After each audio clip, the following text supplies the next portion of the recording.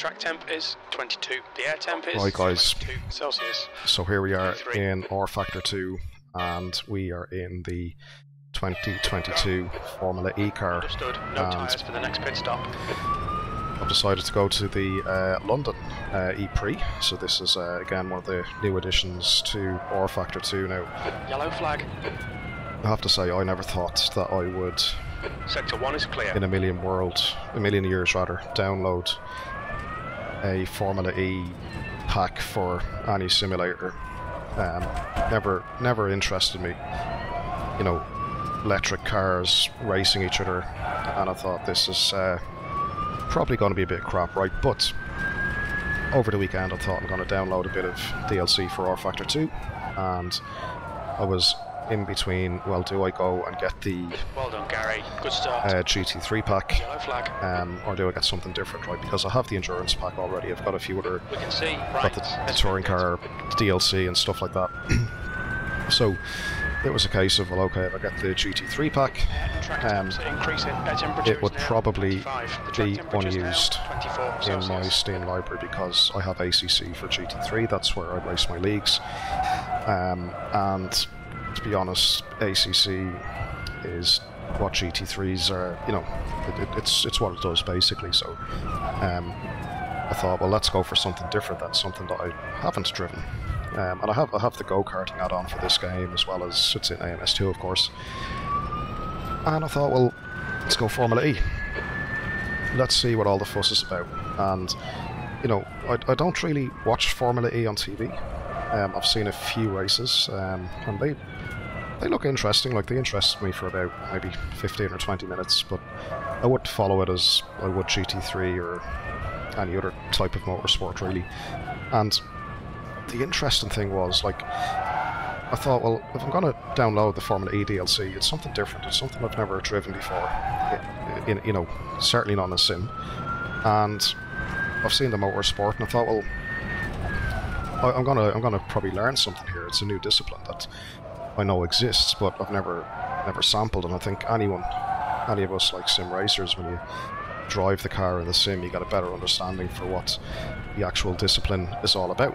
And I can say that I'm starting to see the skill. The skill involved. So a lot of these racetracks, they're raced in city streets and stuff like that, but they're not a typical kind of street circuit, in the sense that all of the corners on this are pretty much 90-degree and 180-degree corners. They're all heavy braking areas, sharp corners, and acceleration zones. You don't really have many corners on this track, at least, to carry a lot of speed through the corner. Temperature's falling. It's now 22 Celsius. Think Last of time was at 130.19. think of like Monaco and done 129. Formula 1 or something like that. You know, it's kind of, you've got a few high speed sections, but in Formula E, that's not what the discipline, the skill is about. It's more about being tidy, being very, very precise. And because you don't have gears to worry about as well, it puts all of the emphasis on kind of your braking zone, how tight you can get to the apex, how neat you can be, and how you can pick that ideal driving line. And you don't have like gear downshifts, or, you know, shifting down the differential to help slow you or to help stabilize the car or whatever.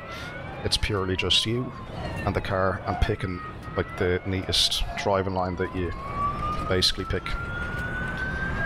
The braking on these cars as well is a brake-by-wire system that has been implemented quite well, I think, by guys at Studio 397. So rather than having like a brake pressure applied, how it works in these cars, and any hybrid car on the road basically with brake-by-wire system, is the onboard computer, the ECU, will basically determine, you know, on the amount of force applied, and it will just blindly apply the brake. So you're not pushing on a physical brake as such. It's more an electronic brake switch almost. You're in the lead. So that's why when you apply a bit of throttle and you feel the wheels starting to lock up, you have to kind of refrain from giving it more brake, because that will just cause the wheel to lock up. Remember, it's brake by computer, not by your foot, so to speak. Now, interestingly, what this has done, right, driving this over the last day or so, it's forced me to be neater, and it's forced me to learn how to be patient when going into corners and picking, like, let's say, the ideal braking lines, right? So after doing about maybe half an hour driving this, I jumped back into ACC, done a couple of laps on a track that I was just getting it set up for my league racing, and immediately I was lapping much tidier, much... The gap to Giovinazzi behind is now 0.3. Your left side tyres are cold. What's your right front temperature? It's hot. Yeah, as I was saying, I was lapping much more consistent, more patiently, my lines were better, and overall I just felt way more confident by, you know, getting the car and waiting for it to do the work, because that's ultimately in Formula E, that's what you have to do. You have to be patient and let the car do most of the work. Gary, halfway home, fuel's good. You've just done a 129.34. That's your fastest lap.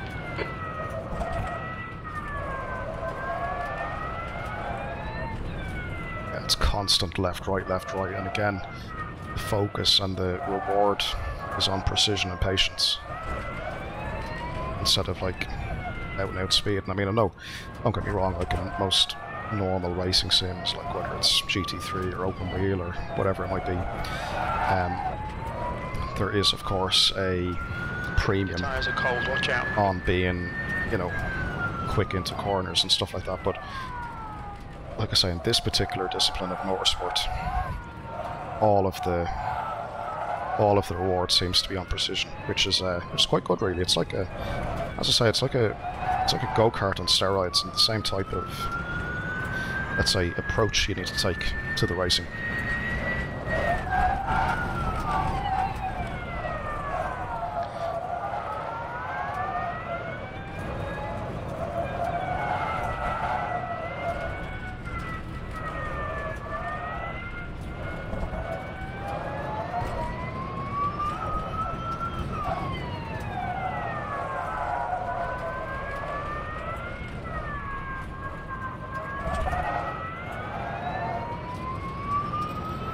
Come on, Gary, 2 to go. Stay focused. We can win this.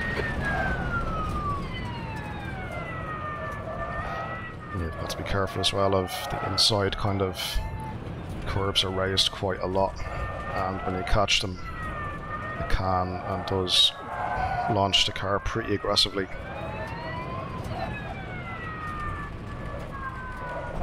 Yeah, there you go, right there. Just cut enough of it so as not to cause any damage to the car, but again, you have to be kind of a bit careful on that one.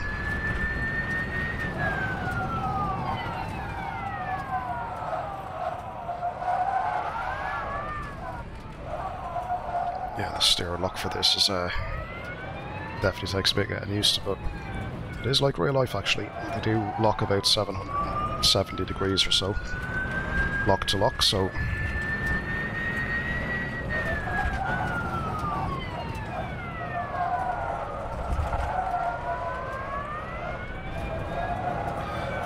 I'd recommend driving these have a lighter overall force feedback strength, because you know you do have to be quick and precise with the wheel, and if you have this force feedback turned up too much, you'll end up just fighting against the wheelbase instead of placing the car. You have a bit of resistance, of course, but you know, keep it together. We'll win this. Be sensible about it, I guess. 129.04. That's your fastest lap today. Yeah, I never thought I would actually enjoy racing electric cars. Really, really surprised, to be honest. I mean, don't get me wrong, I still prefer the noise of a screaming engine, but 6 seconds. You know, as a little alternative type of race and series and stuff like that, this is actually quite fun. And surprisingly good. I thought it would be, well, I thought it might be a bit crap, to be honest, but Yeah, no, it's actually quite fun.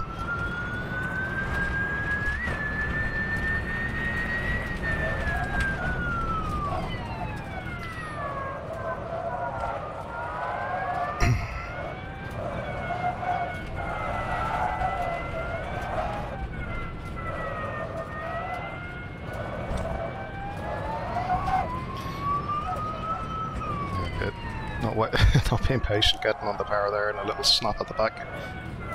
And these will snap easy enough as well. There's enough power in the back of them to loop it out some corners. Ah, we've been disqualified.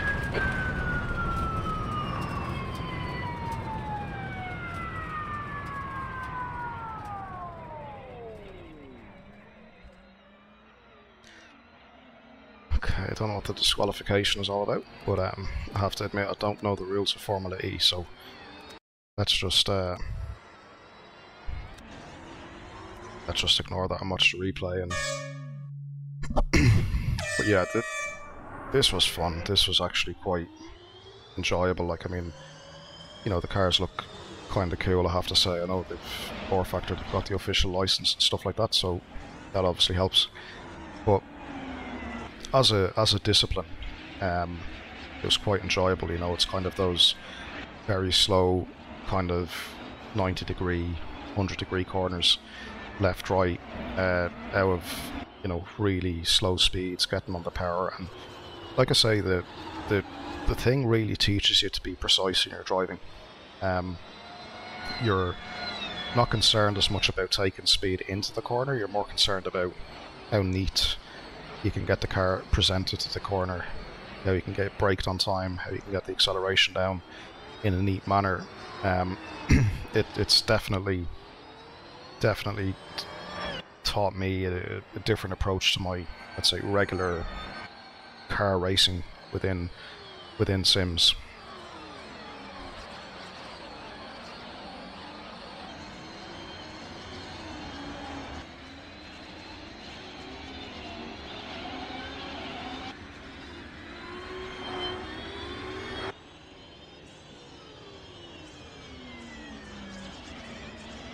Yeah, it's really cool. It's like oversized go-karts, really, and how you drive them is kind of exactly that approach.